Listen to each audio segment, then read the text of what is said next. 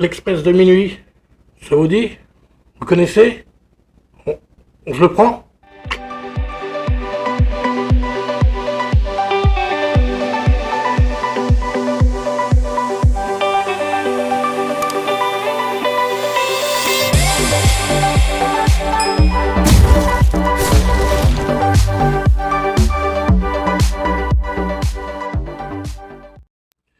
Eh bien, bonjour tout le monde, ou bonsoir, comme vous voulez, j'espère que vous allez bien, moi ça va.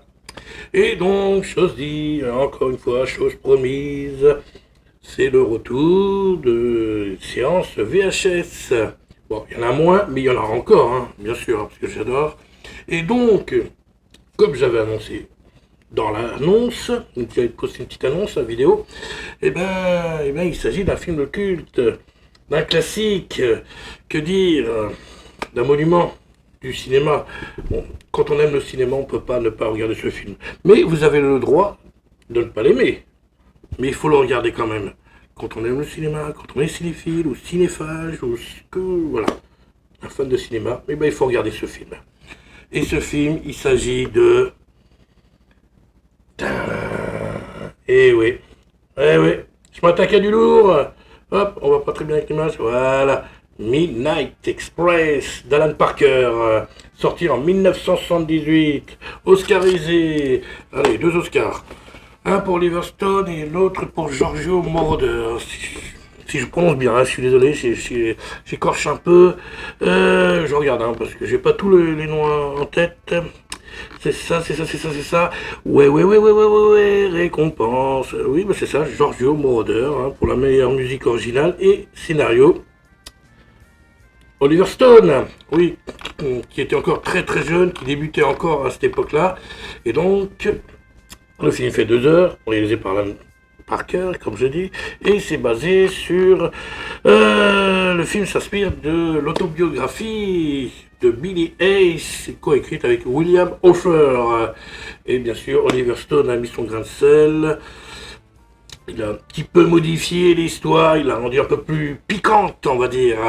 Mais bon, c'est très bien, ça va, ça passe, ça passe. Sans compter que pendant le tournage aussi, attention, il y a eu des modifications. Même tout le monde s'y est mis un petit peu, donc voilà, il n'y a pas, voilà, tout le monde a ajouté son petit grain de sel dans le scénario, dans les scènes et tout, donc voilà. Mais bon, le film il est génial, hein, voilà, c'est un classique, c'est top, nickel. J'ai eu la chance de le voir au cinéma d'ailleurs, parce que bon, il y a un cinéma qui l'avait ressorti pendant une soirée, je sais plus trop pourquoi, et moi j'en ai profité. C'était au début des années 90, ça je me rappelle très bien. Non, les années 90, ouais, il y avait une soirée comme ça, ils avaient repassé Midnight Express et moi j'en avais profité. J'en avais entendu parler de ce film et je me dis, pourtant j'étais en pleine période fan de Stallone, Van Damme, tout ça, j'étais en plein film d'action et je me suis dit, je vais quand même en profiter pour aller le voir au cinéma, ce grand écran. Et je suis content. Ce film, je l'ai vu la première fois au cinéma et je suis super content. Franchement, je suis super fier de moi. Voilà, et je remercie le cinéma qui l'avait ressorti. Comme quoi, ça marche. Alors, pour la petite histoire, le film n'a pas été tourné en Turquie, mais à Malte. Qui a été tourné à Malte, après le refus d'Ankara d'accueillir le tournage. Et bien sûr, en Turquie, ils n'ont pas voulu non plus, vu le film, non, ça ne serait pas passé. Ça, c'est sûr et certain. D'ailleurs, ils leur ont demandé des excuses à certaines personnes du tournage, les Turcs auraient demandé des excuses par rapport à ce qui est dit dans le film, parce qu'il y a Billy Hayes qui traite les Turcs de porcs et tout, et c'est... Non. Donc, mais Alan Parker a refusé de faire des excuses, en disant tout simplement que ce n'est pas lui qui insulte les Turcs, c'est le personnage dans le film. C'est pas lui. Et pour rien, il faut qu'il filme. Voilà, c'est tout, c'est comme ça. Donc... non, il ne s'est pas excusé. Donc, oui, puis dans un sens, il n'a peut-être pas tout à fait tort. Hein. Après tout, c'est fictif, c'est une fiction, hein, c'est pas non plus la réalité, c'est pas ce qu'il pense réellement, c'est juste une fiction, c'est dans le film, c'est l'histoire qui veut ça. On va pas mentir, hein, on va pas modifier sous prétexte que c'est honnête, c'est honnête. Voilà. Donc voilà, ça c'est pour la petite histoire, c'est pour ça que, les Turcs, ils étaient pas très contents, et donc ils ont tourné à Malte, dans un bâtiment. Un beau bâtiment, hein, comme vous pouvez voir sur les photos, sur le diaporama. Et voilà, et quelques prix. Bon, il y a quelques prises de vue qui a été fait d'Istanbul. Alors ils disent que oui, deux prises d'Istanbul précédemment filmées ont été insérées au montage. Bon, les scènes qui ont été tournées à Istanbul. Sinon, le film en réalité a été tourné à Fort Saint-Elme de la Valette. Voilà. En gros, c'est là où a été tourné le film. La majeure des acteurs sont des Maltais locaux, ainsi que quelques Italiens, Américains, Grecs, Arméniens, genre des Turcs. Et c'est pour ça que le film n'est pas sous-titré, parce qu'ils ne parlent pas turc. Ils parlent leur langue, normale, je veux dire, leur langue natale, et ils parlent très très vite, ça donne l'impression qu'ils parlent turc, mais en fait pas du tout, et c'est pour ça que le film n'est pas sous-titré. À l'origine, le film n'est pas sous-titré, et c'est voulu, c'est Alan Parker qui l'a voulu, voilà, parce qu'ils ne parlent pas turc en réalité. Et comme ce ne sont pas des professionnels, tous les acteurs ne sont pas des professionnels, ils n'avaient pas le temps d'apprendre le turc et tout, donc ils se sont dit, vous allez parler avec votre langue, mais vous allez parler très vite, ça donnera l'impression que c'est du turc. Quand vous entendez parler, vous avez l'impression, waouh, c'est du turc et tout. Non, pas du tout, c'est du maltais, c'est l'italien, c'est, voilà, c'est leur langue natale, c'est, voilà, grec, c'est juste qu'ils parlent très vite, ça donne l'impression que c'est du turc. Mais pas du tout, avec un petit accent en plus. Donc pas du tout. Donc c'est pour ça que le film n'est pas sous-titré. C'est un petit truc que je vous... voilà. C'est pas pour ceux qui sauraient pas, qui diraient, ouais, il est sous-titres, et quand ils parlent, les autres, on ne comprend pas. C'est voulu, il n'y en a pas. Maintenant, il y en a peut-être qui ont rajouté, mais il faut pas. Parce qu'à l'origine, il n'y a pas de sous-titres. C'est fait exprès. Alors, pour la petite histoire, sachez que avant notre ami Brad Davis, Richard Gere était le premier choix des studios pour jouer le rôle de William Billy Hayes. Mais bon, Richard Gere venait de cartonner avec un film qui s'appelait Blood Brother. Bon, il a bien marché, quoi. Cartonné, je sais pas, mais il a bien marché, donc il avait un petit peu la grosse tête, il voulait pas lire le scénario, tout ça, ce qui paraît, donc il s'est dit non, j'y vais, c'est comme ça que je travaille et tout, et voilà, il a fait un peu, ouais, il avait le melon, un petit peu, donc non, donc ils n'ont pas gardé, Richard Gere, dégage. Et après ils ont fait un essai avec Dennis Quaid. Bon, il est bien, mais voilà, non. Et ensuite est arrivé Brad Davis, qui vient du théâtre, du monde du théâtre et tout. Bon, il a tourné des films aussi. Et voilà, il a plus convaincu les producteurs que les deux autres. Donc voilà, c'est lui qui a été pris, hein, Brad Davis. Voilà, que dire de plus? Rien. Non, voilà, il a eu le beau rôle, il a eu le rôle important. Donc dans la distribution, nous avons Brad Davis, Randy Quaid, John Hurt, tout le monde connaît bien sûr,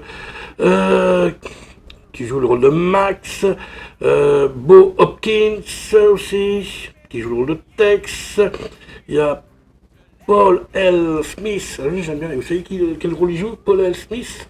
Ben, c'est le directeur de la prison, le gros, bah, il est costaud, hein.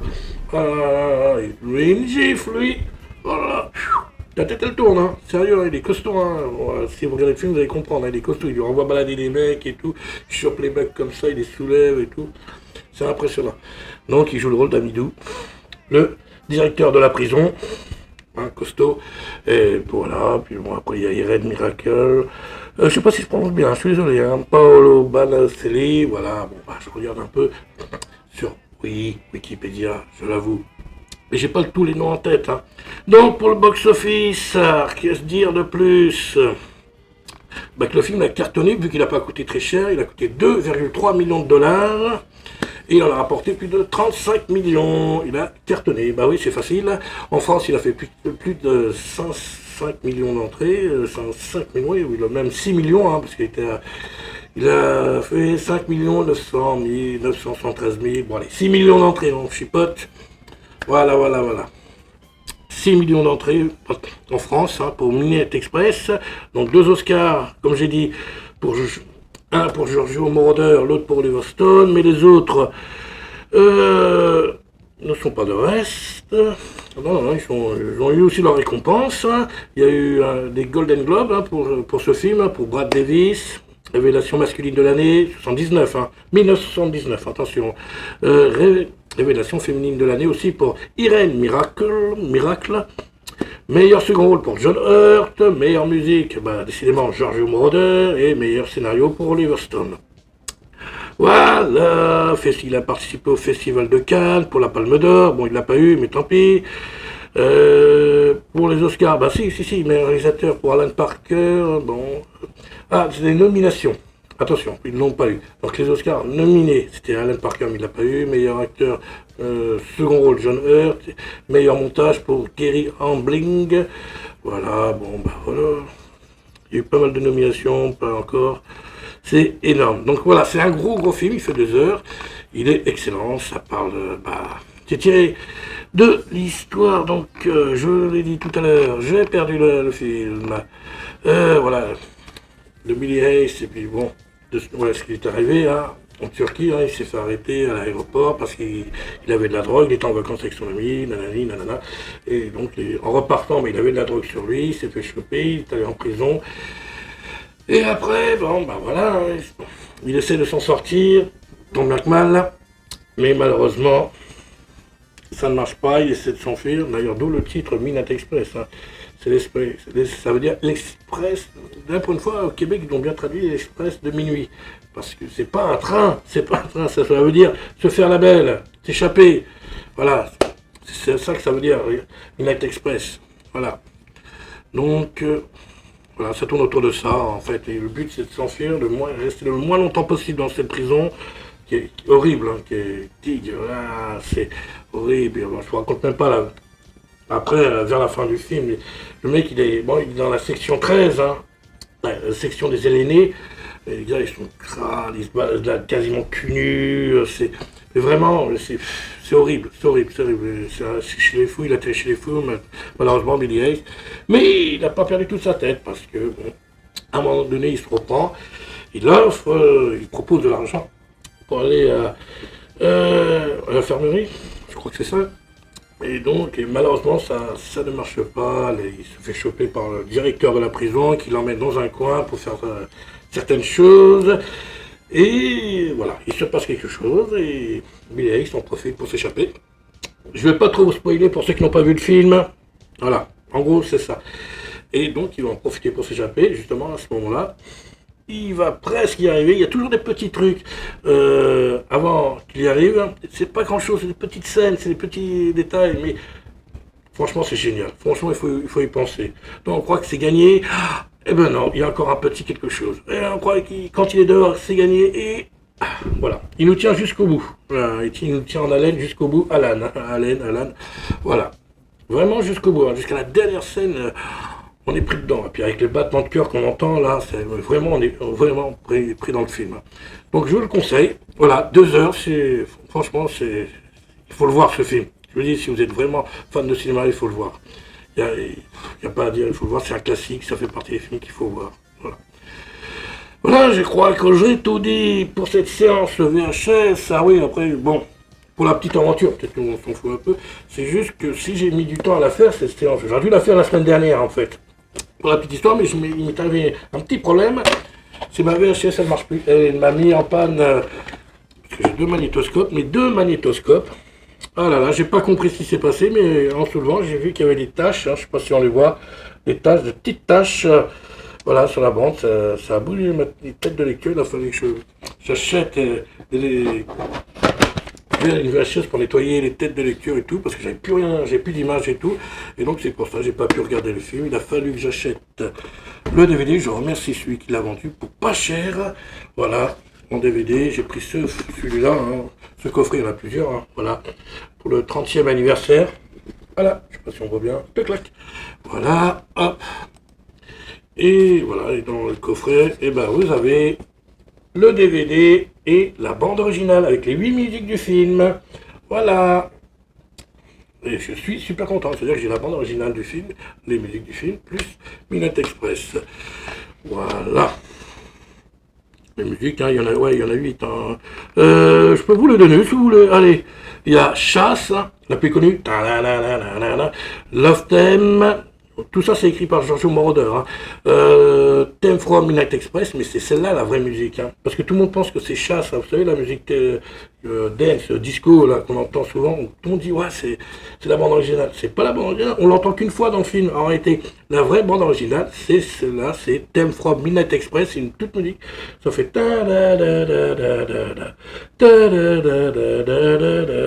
c'est celle-là, la vraie bande originale de Midnight Express en réalité. C'est pas l'autre.